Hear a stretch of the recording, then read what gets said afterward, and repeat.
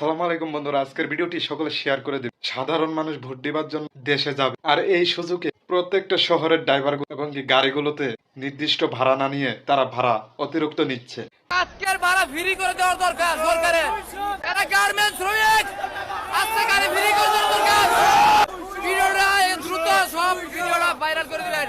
200 টাকার জায়গা নিচ্ছে 600 টাকা, 600 টাকার জায়গা নিচ্ছে 1000 টাকা, 1000 টাকার ভাড়া নিচ্ছে আপনি 1200 টাকা। এটা গাজীপুর চৌরাস্তার সিনারি।